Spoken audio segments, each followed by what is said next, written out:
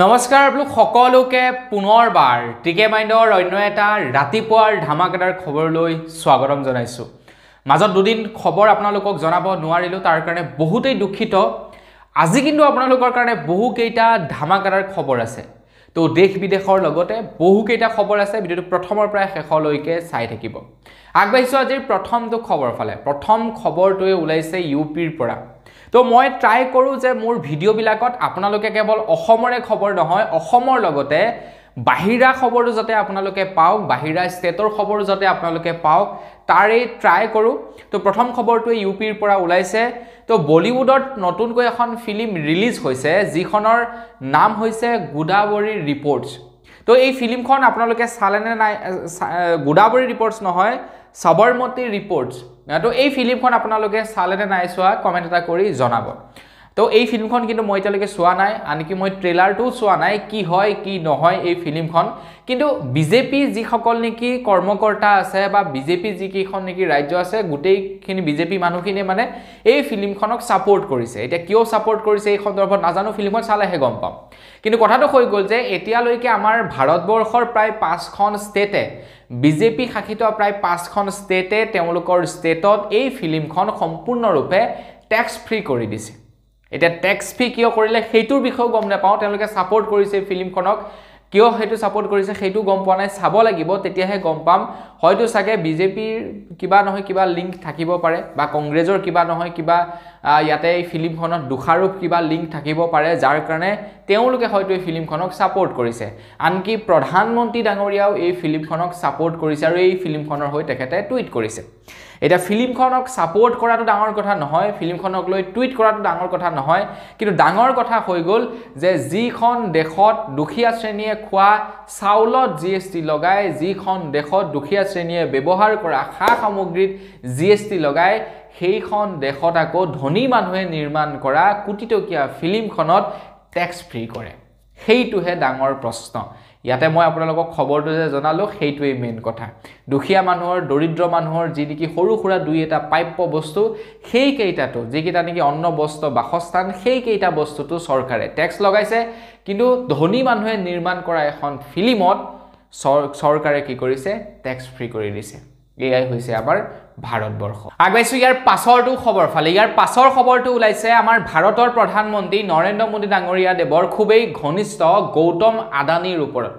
আপোনালোকে বাৰু এটা কথা লক্ষ্য কৰিছেনে? গৌতম আদানী দিনক দিনে ধনী হৈ গৈছে। গৌতম আদানীৰ নাম কিন্তু আজিৰ পৰা কিছু বছৰ আগলৈকে আমি শুনাই পোৱা নাছিলোঁ। কোন হয় গৌতম আদানী? তেখেত এজন ধনী ব্যক্তি হয়তো হ'ব পাৰে, তেখেত এজন বিজনেছমেন হ'ব পাৰে, কিন্তু আমি তেখেতৰ নামটো বৰ বিশেষ শুনা নাছিলোঁ। আমি কেইজনমান ধনী ব্যক্তিৰ নামহে শুনা পাইছিলোঁ, কিন্তু গৌতম আদানীৰ নামটো আমি শুনা নাপাইছিলোঁ। কিন্তু তৎকালীনভাৱে গৌতম আদানী খুব ধনী হৈ গ'ল, আৰু আনকি বৰ্তমান ভাৰতৰ ভিতৰতে 1 নম্বৰজন ধনী ব্যক্তি হ'ল, আৰু পৃথিৱীৰ ভিতৰতে হয়তো তেখেত ধনী ব্যক্তিৰ লিষ্টত পৰে। এতিয়া তেখেতৰ ওপৰত প্ৰায় 2200 কোটি টকাৰ কেলেংকাৰীৰ এটা অভিযোগ দাখিল হৈছে। অকল সেয়াই নহয়, তেখেতৰ ওপৰত যেতিয়াই নেকি সেই অভিযোগটো দাখিল কৰা হ'ল, তাৰ পাছতেই তেখেতৰ শ্বেয়াৰ 1.2 লাখ কৰোৰ টকা, মানে 1 লাখ কোটি টকাৰ তেখেতৰ শ্বেয়াৰ প্ৰাইচ কমি গৈছে বুলি জনাইছে। এতিয়া কোনে আনিছে তেখেতৰ ওপৰত এই অভিযোগটো, আৰু অভিযোগটোনো কি হয় তেখেতৰ ওপৰত অনা? এই তেখেতৰ এই যে নেকি অভিযোগ, এই অভিযোগ ফাদিল হৈছে আমেৰিকাত। তেখেতৰ এই অভিযোগ আমেৰিকাত ফাদিল হৈছে, আৰু ইয়াতে হিমন্ত বিশ্ব শৰ্মা দেৱৰ নামো ক'ৰবাত নহয় ক'ৰবাত জড়িত হৈ আছে। তো গৌতম আদানীয়ে বোলে আমাৰ ভাৰতবৰ্ষৰ কেইবাখনো ৰাজ্যক কাৰেণ্ট অধিক দামত ক্ৰয় কৰিবৰ কাৰণে ঘোষ দিছিলে হেনো প্ৰায় 2029 কোটি টকাকৈ উৎকোচ দিছিলে বুলি জনাইছে। প্ৰায় 2029 কোটি টকাকৈ উৎকোচ দিছিলে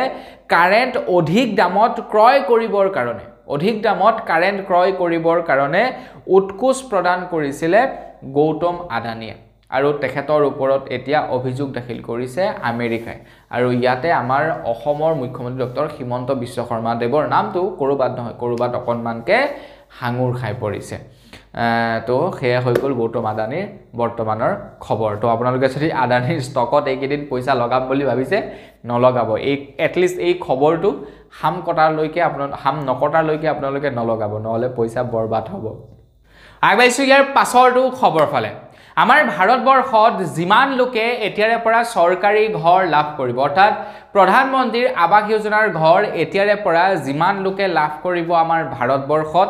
এতিয়াৰে পৰা প্ৰত্যেকৰে ঘৰ মহিলাৰ নামত ৰেজিষ্টাৰ্ড কৰা হ'ব বুলি জনাইছে আগতে পুৰুষৰ নামত থাকে কিন্তু এতিয়া মহিলাৰ নামত ৰেজিষ্টাৰ্ড কৰা হৈছে আমাৰ ভাৰতবৰ্ষৰ যিমান বিলাক চৰকাৰী ঘৰ লাভ কৰিব প্ৰধানমন্ত্ৰীৰ আৱাস যোজনাৰ ঘৰ এতিয়াৰে পৰা মহিলাৰ নামত থাকিব পুৰুষৰ নামত নহয় বৰ্তমানৰ চৰকাৰে প্ৰায় বিলাক বস্তু মহিলা কেন্দ্ৰিক কৰি পেলাইছে যেনে ৰেশন কাৰ্ডখন আগতে ঘৰৰ মুৰব্বীজনৰ নামত থাকে মুৰব্বীজন বুলি ক'বলৈ গ'লে পুৰুষজন হয় ঘৰৰ মুৰব্বী কিন্তু এতিয়া কি হৈছে মহিলা গৰাকীৰ নামত থাকে ৰেশন কাৰ্ডখন মহিলাৰ নাম মহিলাক প্ৰদান কৰা হৈছে অৰুণোদয় আঁচনিৰ ধন মহিলাৰ আত্মসহায়ক গোটত প্ৰদান কৰা হৈছে পইচাসমূহ চৰকাৰেও জানে যে পুৰুষক দিবলৈ হলে বেছিকৈ দিব লাগিব এজন পুৰুষক প্ৰত্যেক মাহে 1250 টকা দি আমি মন ভুলাব নোৱাৰো গতিকে আমি মহিলা গৰাকীক 1250 টকা দিম যাতে মহিলা গৰাকীয়ে কম টকাত তেখেতলোকৰ মনটো সন্তুষ্ট হৈ যায় কাৰণ মহিলাৰ বৰ বিশেষ প্ৰয়োজনীয়তা নাইতো পুৰুষজনে যিহেতু ঘৰখন চলায় গতিকে চৰকাৰেও জানে বিৰাট টেলেন্টেড আগবাইছো ইয়াৰ পাছৰটো খবৰ ফালে ইয়াৰ পাছৰ খবৰটো ওলাইছে আমাৰ ভাৰতীয় সেনা জোৱান সকলৰ কাৰণে এটা খুবেই ভাল খবৰ ওলাইছে আপোনালোকে হয়তো দেখে যে ইণ্ডিয়ান আৰ্মিত বা আসাম পুলিচত বিভিন্ন ফোৰ্স বিলাকত আমাৰ ভাৰতবৰ্ষৰ কি হয় তেওঁলোকৰ তাতে একোটা তেওঁলোকৰ প্ৰশিক্ষণ প্ৰাপ্ত কুকুৰ থাকে কুকুৰ বিলাকক প্ৰশিক্ষণ দিয়ে বিভিন্ন যেতিয়া নেকি তেওঁলোকে বিভিন্ন মিশন কৰিবলৈ যায় সেই কুকুৰ বিলাকক ব্যৱহাৰ কৰে আৰ্মিয়ে হওক বা পুলিচে হওক পুলিচেও ব্যৱহাৰ কৰে আৰ্মিও ব্যৱহাৰ কৰে কুকুৰ বিলাকক ব্যৱহাৰ কৰে আৰু সেই কুকুৰ বিলাকক পুৰা ট্ৰেইন কৰি থোৱা থাকে কুকুৰ বিলাক বিৰাটে চতুৰ তেওঁলোকে মানে একদম সব বস্তু বুজি পায় তেনেকুৱা ধৰণৰ কাক বিচাৰি আছে কি বিচাৰি আছে তেওঁলোকে সব বুজি পায় ইমানে মানে প্ৰপাৰ তেওঁলোকক ট্ৰেইন দি থোৱা থাকে তো এতিয়াৰে পৰা খবৰ ওলাইছে হিমামুৰিয়া যিবিলাক নেকি মানে হিমা যিবিলাক আছে দেশৰ যিবিলাক হিমা আছে সাপোজ ধৰি লওক এফালে চাইনা বৰ্ডাৰ এফালে বাংলাদেশ বৰ্ডাৰ এফালে পাকিস্তান বৰ্ডাৰ যি কেইখন নেকি ধৰি লওক হিমা আছে হিমাত এতিয়াৰে পৰা ৰবটিক্স ডগছ মানে ৰবটৰ কুকুৰ এতিয়াৰে পৰা তাতে কি হ'ব দিয়া হ'ব বুলি জনাইছে যাতে মানুহৰ লগত সেই কুকুৰেও গৈ পিনে ফাইট কৰিবগে পায় বন্ধুক চলাব পাৰে তো তাৰ কাৰণে ৰবটিক্স ডগছৰ এতিয়া ইনক্লুড কৰিছে আমাৰ ভাৰতৰ সেনা জোৱান সকলৰ বাবে বিশেষকৈ এইটো হিমাত দিয়া হ'ব কুকুৰসমূহ মানে এটো মেচিনৰ কুকুৰ আৰু ৰবট কুকুৰৰ ৰবট তো সেইবিলাক কি হ'ব হিমা বিলাকত দিয়া হ'ব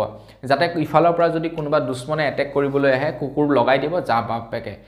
তো মানুহ বলে অকনমান দিগদাৰ হ'ব কুকুৰ পঠাই দিব পুৰা ধাইধু গুলিয়াব চেছ কৰি থৈ গুচি আহিব আগবাইছো ইয়াৰ পাছৰটো খবৰ ফালে ইয়াৰ পাছৰ খবৰটো ওলাইছে দিল্লীৰ পৰা দিল্লীত যোৱা বছৰৰে পৰা বম ফাটাকা এইবিলাক বস্তু সম্পূৰ্ণৰূপে নিষিদ্ধ দিল্লীত বম ফাটাকা এইবিলাক মানে আতচবাজি ফুটাব নোৱাৰিব দেৱালীতে হওক বা দুৰ্গা পূজাতে হওক বা অন্যান্য উৎসৱ পাৰ্বণতেই নহওক কিয় সকলো বিলাকতে আতচবাজি ফুটোৱা সম্পূৰ্ণৰূপে বন্ধ এতিয়া ই কমাৰ্চ যিবিলাক নেকি ওয়েবসাইট আছে তেওঁলোকে কি কৰে অনলাইন ডেলিভাৰী সেইবিলাক দি থাকে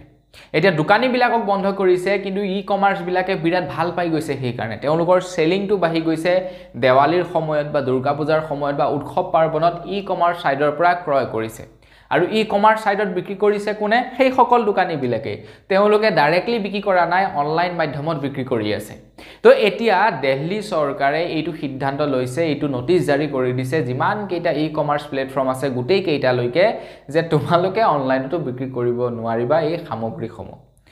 অনলাইনতো এতিয়াৰে পৰা দিল্লীত আতচবাজি মানে বিক্ৰী কৰাটো সম্পূৰ্ণৰূপে বেন কৰি দিছে কাৰণ দিল্লীত বৰ্তমান সময়ত AQI লেভেল 400 ক্ৰছ মানে চুঁ হৈ গৈছে গতিকে অৱস্থা একেবাৰে বেয়া দিল্লী আপুনি দিল্লীত যদি থাকে সিগাৰেট নাখালেও আপোনাৰ ক্যান্সাৰ হোৱাৰ চান্স আছে মানে বৰ্তমান বায়ু দিল্লীৰ ইমানেই প্ৰদূষিত গতিকে সেই কাৰণে কিছু সৰু দুই এটা ষ্টেপ এতিয়া দিল্লী চৰকাৰে লোৱা দেখা পোৱা গৈছে আগবাইছো ইয়াৰ পাছৰটো খবৰ ফালে ইয়াৰ পাছৰ খবৰটো ওলাইছে প্ৰদূষণৰ ওপৰতে প্ৰত্যেক বছৰে বলে আমাৰ ভাৰতবৰ্ষত হেনো সিগাৰেট সেৱন কৰাৰ ফলত প্ৰায় 10 লাখ লোকৰ মৃত্যু হয় বাপৰে বাপ আচৰিত কথা কিন্তু সিগাৰেট খোৱাৰ বাবে প্ৰত্যেক বছৰে প্ৰায় 10 লাখ লোকৰ মৃত্যু হয় আমাৰ ভাৰতবৰ্ষত বা চৰকাৰী বস্তু বেন কৰা নাই কিয় সিগাৰেটটো বেন কৰা নাই কিয় প্ৰত্যেক বছৰে 10 লাখ মানুহ মৰি আছে সিগাৰেটৰ ফলত গতিকে চৰকাৰে এই বস্তুটো বেন কৰা নাই কিয় এইটো কিন্তু বৰ আচৰিত কথা আকৌ হয় নহয়নে 10 লাখ মানুহ মৰি গৈছে সিগাৰেট সেৱন কৰাৰ ফলত এটা সিগাৰেট সেৱন কৰাতকৈও হেনো প্ৰদূষিত হাৱা সেৱন কৰাৰ ফলত বোলে তাতকৈ বেছি মানুহ মৰিছে প্ৰত্যেক বছৰে 12 লাখতকৈও অধিক লোকৰ মৃত্যু হয় বোলে প্ৰদূষিত বায়ু সেৱন কৰাৰ ফলত প্ৰদূষিত বায়ু সেৱন কৰাৰ কাৰণে 12 লাখতকৈও অধিক লোকৰ মৃত্যু হয় সিগাৰেট খোৱাৰ কাৰণে 10 লাখ মানুহৰ মৃত্যু হয় আৰু প্ৰদূষিত বায়ু সেৱন কৰাৰ কাৰণে 12 লাখ লোকৰ মৃত্যু হয় গতিকে চৰকাৰবিলাকে কিয় সিগাৰেটটো বেন কৰা নাই এটা কিন্তু ভাবিবলগীয়া কথা আকৌ প্ৰত্যেক বছৰে 10 লাখ মানুহ মৰি গৈছে 10 লাখটা ফ্যামিলিৰ মানুহ মৰি গৈছে কেৱল সিগাৰেট খোৱাৰ কাৰণে আগবাইছো ইয়াৰ পাছৰটো খবৰ ফালে ইয়াৰ পাছৰ খবৰটো ওলাইছে অষ্ট্ৰেলিয়াৰ পৰা মই আপোনালোকক কৈছিলো নহয় যে মই ভিডিও বিলাকত ট্ৰাই কৰো কেৱল আমাৰ অসমৰ খবৰেই নহয় অসমৰ লগতে বাহিৰা খবৰো ইনক্লুড কৰিবৰ কাৰণে অষ্ট্ৰেলিয়াৰ পৰা খবৰ ওলাইছে যে অষ্ট্ৰেলিয়াত এতিয়া ফেসবুক ইনষ্টাগ্ৰাম হোৱাটছআপ টুইটাৰ এই সোশ্যাল মিডিয়া যিবিলাক প্লেটফৰ্ম আছে সকলোবিলাক 16 বছৰ তলৰ ল'ৰা ছোৱালীৰ কাৰণে বেন কৰিছে এতিয়ালৈকে বেন কৰা নাই বেন কৰাৰ প্ৰস্তুতি চলাই আছে 16 বছৰৰ তলৰ ল'ৰা ছোৱালী বিলাকৰ কাৰণে মানে 16 বছৰ হলেহে অষ্ট্ৰেলিয়াত সোশ্যাল মিডিয়া যিমান বিলাক প্লেটফৰ্ম আছে সেইবিলাক ব্যৱহাৰ কৰিব পাৰিব কোনোবা যদি তেখেতলোকৰ অভিভাৱকে সেই প্লেটফৰ্ম বিলাক চলাবলৈ দিয়ে বা কোনোবাই যদি মনে মনে চলায় তেন্তে অভিভাৱকৰ ওপৰত পেনাল্টি লগাব বুলি জনাইছে অষ্ট্ৰেলিয়াত এতিয়াতো নিয়মটো বনাই দিলেই নহব সেইমতে কি কৰিব লাগিব আপোনাৰ সিস্টেম বনাব লাগিব যাতে সৰু ল'ৰা ছোৱালীয়ে চলাব নোৱাৰে তাৰ কাৰণে আপোনাৰ সিস্টেম ডেভেলপ কৰিব লাগিব তো সেই কাৰণে কি কৰিছে প্ৰিপাৰেচন চলাই আছে যাতে সৰু ল'ৰা ছোৱালীয়ে মোবাইল ফোন চাব নোৱাৰে সৰু ল'ৰা ছোৱালীয়ে যাতে সোশ্যাল মিডিয়াৰ পৰা আঁতৰি থাকিব লাগে তো তাৰ কাৰণে ডেভেলপ কৰি আছে গতিকে ভাল পদক্ষেপ লৈছে এইটো মোৰ মতে ভাৰততো হ'ব লাগে আগবাইছো ইয়াৰ পাছৰটো খবৰ ফালে ইয়াৰ পাছৰ খবৰটো ওলাইছে হাৰিয়ানাৰ পৰা হাৰিয়ানাৰ চৰকাৰে এতিয়া বৃহৎ এটা পদক্ষেপ হাতত লৈছে হাৰিয়ানাত যদি কোনোবা মহিলাই কেতিয়াবা কিবা কাৰণত যেনিবা ৰাতি ঘৰলৈ যাব লগা হ'ল সাপোজ কোনো এগৰাকী মহিলাই অফিস কাছাৰীত কাম কৰে তেখেতে যেনিবা অফিসৰ পৰা ঘৰলৈ বুলি যাব লগা হৈছে আৰু সেই সময়ত তেখেতে কিহেৰে যাব হয়তো কেবেৰে যাব নহলে খুচকাঢ়ি যাব নহলে স্কুটিত লৈ যাব নহলে কাৰোবাৰ লগত লিফটত যাব নতুবা তেখেতে গাড়ীত যাব এইকেইটা পদ্ধতিটো ঘৰলৈ যাব লাগিব এতিয়াৰে পৰা ছোৱালী সকলে কি কৰিব পাৰে ধৰিলক অফিসৰ পৰা ওলাওতে এটা বিশেষ হেল্পলাইন নাম্বাৰ মুকলি কৰিছে 122 তো এই নাম্বাৰটোত কল কৰিব পাৰে তো সেই নাম্বাৰটোত কল কৰি এইটো ক'ব পাৰে যে মই আমুকৰ পৰা আমুক জেগালৈ গৈ আছো এইটো মানে এটা বিশেষ জাননী তেওঁলোকক জাৰি কৰি থব পাৰে সেই নাম্বাৰটোৰ জৰিয়তে ইনফৰ্ম কৰি থব পাৰে যে মই আমুক জেগাৰ পৰা আমুক জেগালৈ গৈ আছো তো আপুনি ঘৰ নোপোৱা পৰ্যন্ত পুলিচে আপোনাক পুলিচৰ ফালৰ পৰা ফোন কৰি আপোনাৰ খবৰ লৈ থাকিব যে আপুনি ঘৰ পালেগেনে কিমান টাইমত ঘৰ পাইছে কিমান টাইমত নাই পোৱা সেফলি আপুনি ঘৰত পাইছেগেনে সেইবিলাক এতিয়াৰে পৰা পুলিচৰ ফালৰ পৰাই কল কৰি খবৰ লৈ থাকিব বুলি জনাইছে কেৱল টোল ফ্ৰী নাম্বাৰটোত ফোন কৰি মানে জনালে হ'ল যে মই আমুক থানৰ পৰা আমুক স্থানলৈ গমন কৰি আছো আজিকালি ভোট গণনা সমূহটো ইভিএম মেচিনৰ জৰিয়তে হয় আগৰ নিচিনা বেলট পেপাৰ আৰু নাই কিন্তু বেলট পেপাৰ সিস্টেমটোৱে এটা বহুত ভাল সিস্টেম আছিলে বেলট পেপাৰ কিন্তু বৰ্তমান সময়ত বহুতো দেখে বেলট পেপাৰৰ জৰিয়তে ভোট গণনা কৰে এনেকুৱা বহুতো দেশ আছে যিবিলাক বিজ্ঞান প্ৰযুক্তিবিদ্যাত আমাৰ ভাৰততকৈ বহুত ডেভেলপ কিন্তু সেই দেশবিলাকেও বেলট পেপাৰে ব্যৱহাৰ কৰে কিয়নো বেলট পেপাৰটো হৈছে এটা নিকা আৰু স্বচ্ছ পদ্ধতি কিন্তু ইভিএম মেচিনকো আপোনালোকে নাই কৰিব নোৱাৰে ইভিএম মেচিনকো আপোনালোকে ভুল বুলি বিবেচিত কৰিব নোৱাৰে কিন্তু পলিটিচিয়ান বিলাকে পলিটিক্যাল পাৰ্টি বিলাকে কি কৰে যেতিয়া নেকি তেওঁলোকে হাৰে তেতিয়া ইভিএম মেচিনৰ ওপৰত ডাইৰেক্টলি দোষাৰোপ কৰি দিয়ে যে ইভিএম মেচিনৰ কাৰণে আমি জিকিব নোৱাৰিলো ইভিএম মেচিন হ্যাক কৰা হৈছে ইভিএম মেচিন খেলিমেলি হৈছে আৰু এনেকুৱা আমি বহুতো ভিডিও পাই থাকো যিবিলাকত নেকি আমি দেখা পাওঁ বহুতো এনেকুৱা আপোনাৰ ভোটিং ষ্টেচনৰ পৰা ভিডিও ওলাই যত নেকি ইভিএম মেচিনৰ খেলিমেলি হৈ থাকে বিসংগতি হৈ থাকে এইবাৰ ডিব্ৰুগড়তে লুৰিনজ্যোতি গগৈ তেনেকুৱা ধৰণৰ এটা উত্থাপন কৰিছিলে খেলিমেলি কৰা তেখেতৰ বিষয়ে উল্লেখ কৰিছিলে হেবিলাক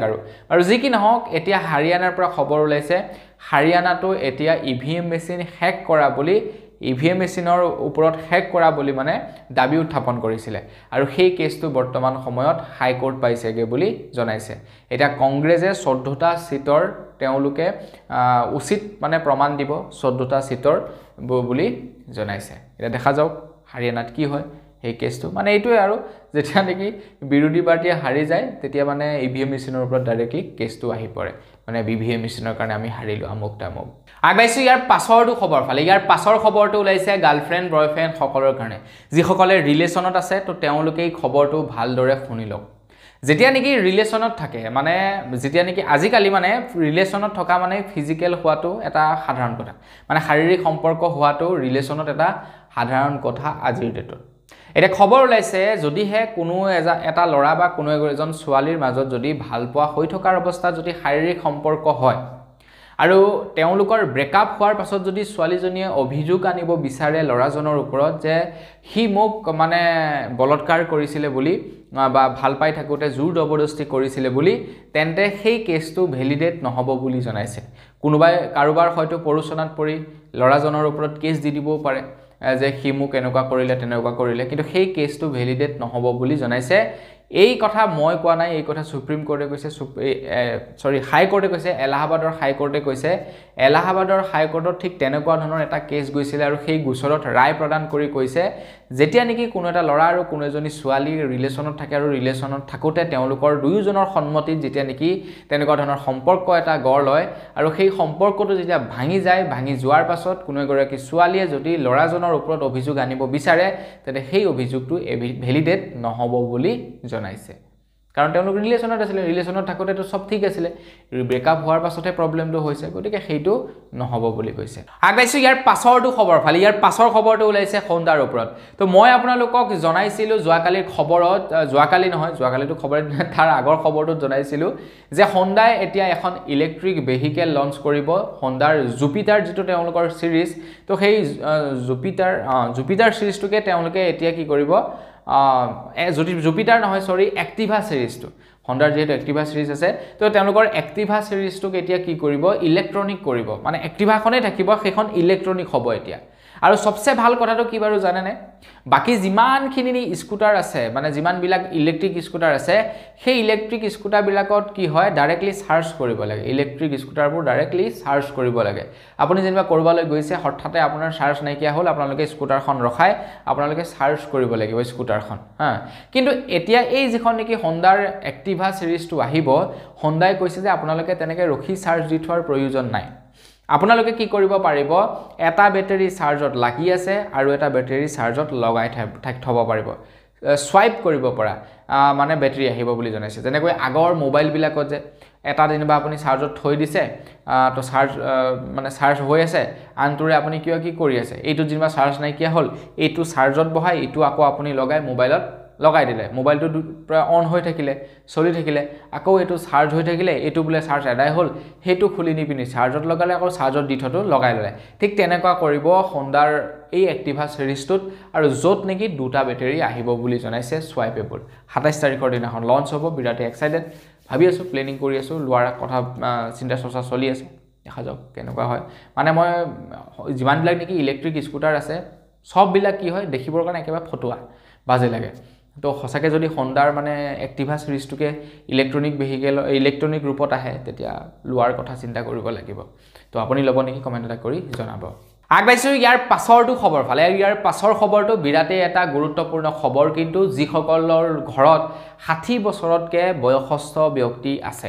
এটা কেসুমৰিয়া কি বেমাৰ আপোনালোকে হয়তো নিশ্চয় চিনি পায় তাৰ বিষয়ে মই আপোনালোকক আৰু ভালকৈ নবুজালেও হ'ব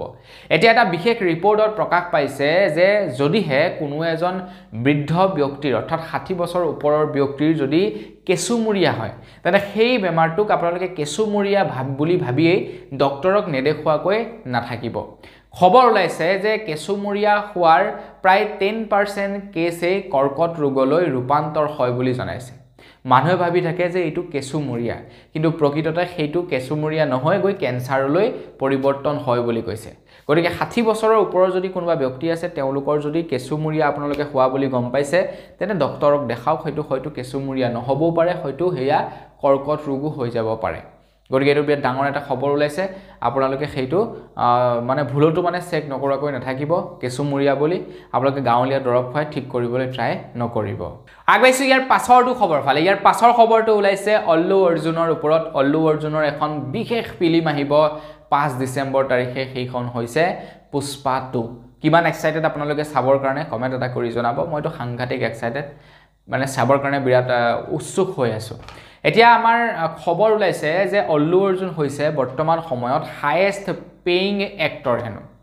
হাইয়েষ্ট বলে আমাৰ ভাৰতবৰ্ষত এতিয়ালৈকে যিমান কেইজন এক্টৰ এক্ট্ৰেছ আছে সবচে বেছি সাৰ্চ কৰা এখন ফিল্ম কৰিবৰ কাৰণে সেইজনে হৈছে হেনো অল্লু অৰ্জুন পুষ্পা 2 খন কৰিবৰ কাৰণে প্ৰায় 300 কোটি টকা লৈছে 300 কোটি টকা লৈছে পুষ্পা 2 ফিল্মখন কৰিবৰ কাৰণে অল্লু অৰ্জুনৰ এই ৰোলটো কিন্তু বেলেগ কাৰোবাক অফাৰ হৈছিল মহেশ বাবুক আপোনালোকে বাৰু চিনি পায়নে কিন্তু মহেশ বাবুৱে নকৰিলে ফিল্মখন মহেশ বাবুৱে ক'লে যে মই যিটো টাইপৰ ফিল্ম কৰো তো এই ফিল্মখন সেই টাইপৰ নহয় তো সেইকাৰণে মই কৰিব নোৱাৰো তাৰ পাছতহে অল্লু অৰ্জুনক গৈ অফাৰ কৰা হয় অল্লু অৰ্জুনে একসেপ্ট কৰিলে আৰু অল্লু অৰ্জুনে এতিয়া পুষ্পা 2 কৰিবৰ কাৰণে 300 কোটি টকা চাৰ্জ কৰিছে আমাৰ গুটি জীৱনতো সাগে ইমানখিনি টকা ইনকাম কৰিব নোৱাৰি তো তাৰ লগে লগে খবৰ ওলাইছে অল্লু অৰ্জুনে যিনিকি ট্ৰেইলাৰটো লঞ্চ কৰিছিল ট্ৰেইলাৰ অলৰেডি লঞ্চ কৰা হৈ গল তো ট্ৰেইলাৰ লঞ্চৰ ইভেন্টত প্ৰায় 2 লাখ মানুহ জমা হৈছে ট্ৰেইলাৰ লঞ্চৰ ইভেন্টত প্ৰায় 2 লাখ দৰ্শকৰ মানে জমা হৈছে বুলি জনাইছে গতিকে সেই 2 লাখ মানুহে যদি একেলগতে আৰে সেই 2 লাখ মানুহে যদি সম্পূৰ্ণ 2 লাখ মানুহ ফিল্ম চাই ন তো অল্লু অৰ্জুনৰ সাগা পইচা এনে উঠি যাব ভাবকচোন বাৰু এভাৰেজ যদি আপোনালোকে 100 টকা কেও ভাবে 2 লাখ মানুহত কিমান হ'ব পাৰে কমেন্ট এটা কৰি জনাব আগবাইছো ইয়াৰ পাছৰটো খবৰ ফালে ড্ৰিংক এণ্ড ড্ৰাইভ এই বস্তুটো কিন্তু একেবাৰে বেয়া বস্তু আমাৰ অসমত ড্ৰিংক এণ্ড ড্ৰাইভৰ কাৰণে বহুতো এক্সিডেন্ট হোৱা আমি দেখা পাইছো তো আমাৰ অসমৰ আৰক্ষী আয়ুক্ত গৰাকীয়ে জনাইছে যে এতিয়াৰে পৰা যদি আমাৰ অসমত কোনো লোকে খুৰাপান কৰি গাড়ী চলায় সেইটোক এটা বিৰাট ডাঙৰ অপৰাধ বুলি গণ্য কৰা হ'ব বুলি জনাইছে গতিকে আপোনালোকে খুৰাপান কৰি একচুয়ালি আৰক্ষীয়ে কক বা নকক আপোনালোকে এটলিষ্ট ঘৰৰ কথা চিন্তা কৰি খুৰাপান কৰি গাড়ী মটৰ নচলাব হিদিনাখন আমাৰ ইয়াতে একটা এক্সিডেন্ট হৈছে এখন আল্ট্ৰাৰ হৈতে এখন আপোনাৰ বলেৰো পিকআপৰ এক্সিডেন্ট হয় সন্মুখী এক্সিডেন্ট হয় যত নেকি আল্ট্ৰাখনৰ 1% দুখ নাই সম্পূৰ্ণ দুখ আছিল বলেৰো পিকআপখনৰ কাৰণ বলেৰো পিকআপখন একদম টোটালি ৰং সাইডত আহি পিনে আল্ট্ৰাখনত খুন্দা মাৰিছে আল্ট্ৰাখনে মানুহ নমাই আছিল আৰু মানুহ নমাই থকাৰ অৱস্থা যেতিয়া নেকি হঠাতে আহি খুন্দা মাৰিলে তেতিয়া বহুতো মানুহে দুখ পাইছে কিছুমানে নাকত দুখ পাইছে কিছুমানে পিঠিত দুখ পাইছে কিছুমানৰ আপোনাৰ ককাল ভাঙিছে মানে এনেকুৱা ঢেৰ কিবা কিবি হৈছে গতিকে সম্পূৰ্ণ দুখ আছিল